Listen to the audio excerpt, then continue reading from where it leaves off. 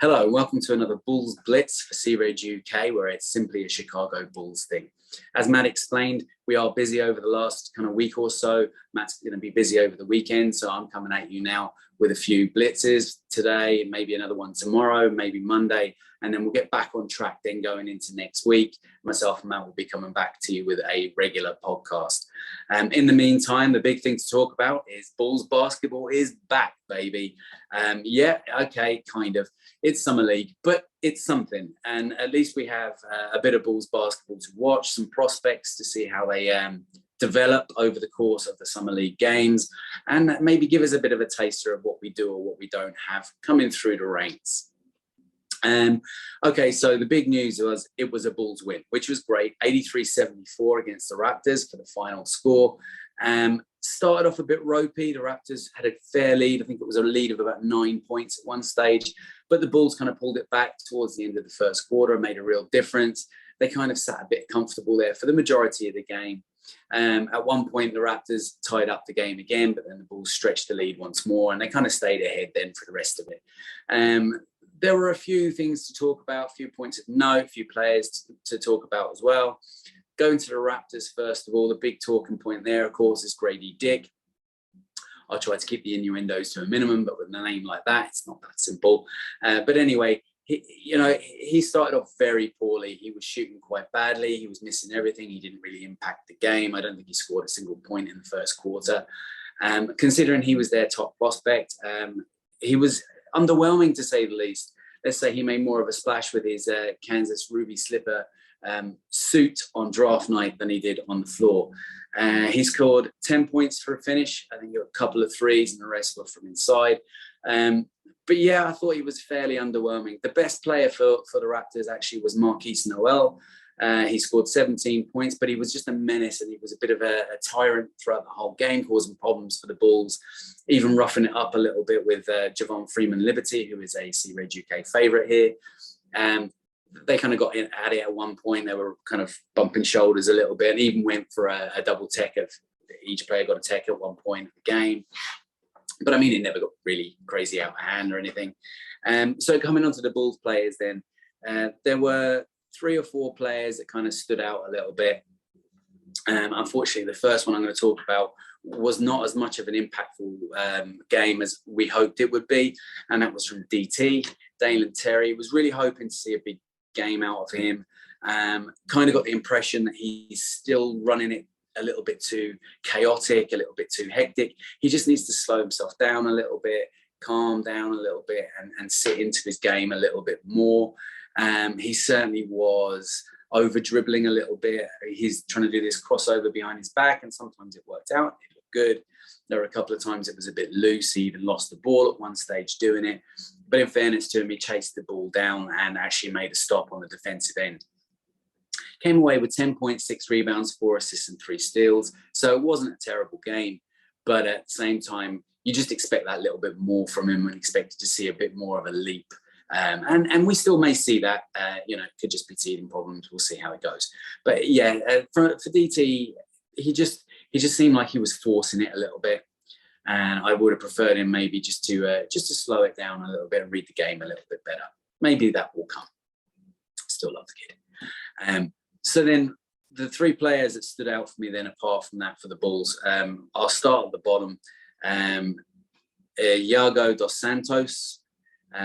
He had a really good game. He scored 9 points, all of them from distance. He had 4 rebounds and 5 assists. 1 assist was incredibly impressive. He dribbled into the paint and done a bounce pass back out to the 3-point line where the 3-point shot was hit. I can't remember who hit it off the top of my head. The other player that stood out was Javon Freeman-Liberty. As I said, he was a fan favourite of us here in Sea Red UK last season in the Summer League. Really good work ethics, and of course plays for Windy City Bulls. And he had another good outing last night. Like I say, he was kind of throwing his weight around a little bit against Neill. He scored 12 points, 6 rebounds and 4 assists. So he was a little bit everywhere. I think he scored at least 1 point from distance, and just played a really solid kind of game as we would expect from JFL.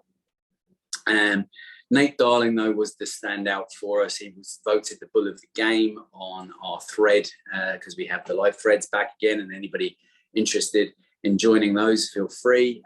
They run through the games on Facebook, and we'd be interacting with each other during the games live. So do come and join us on those. Nate Darling scored 15 points. He was 3 of 7 from 3, shooting at 42.9% from distance. He looked good. I didn't know this guy. I didn't know anything about him, but he impressed in the first game. Hopefully it's not just a one-hit wonder and a bit of a fluke, but he looked comfortable. He looked good. He was playing with a comfortable pace, a sensible pace, and it suited him. And he pulled off some crazy shot towards the end of the game as well. It was kind of like a falling, leaning Euro step floater hook shot, but it dropped, it went in, so we'll take it. We'll take everything we can. Like I say, it was a slow start in general from the Bulls. They really struggled to get going and get things working in the first half of the quarter. Towards the back end of the first quarter, then they kind of sat in a bit more comfortable. They began to get their own plays, their own game going their own way, and they ended up kind of coming back after being down by about 9 points, I think it was, at the end of the first quarter. They'd actually even taken the lead going forward.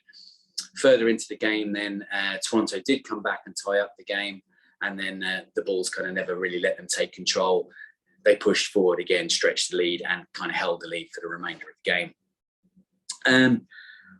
The Toronto, at one point, I was beginning to think they looked really impressive. They're long. They were kind of playing the same kind of way that the actual mainstream team plays in the NBA, where, you know, using that length, getting good rebounds, getting some good passes high up towards the ring and collecting them either in the air and putting them in off the backboard or getting an alley-oop.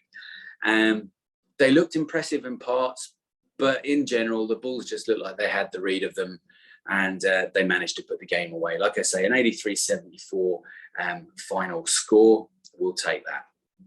The only other thing I want to talk about, and this was something that really impressed me, and I think it's going to really impress a lot of Bulls Nation, and might say an awful lot about the team going forward as well, was there were a few well-known faces that showed up to support the squad.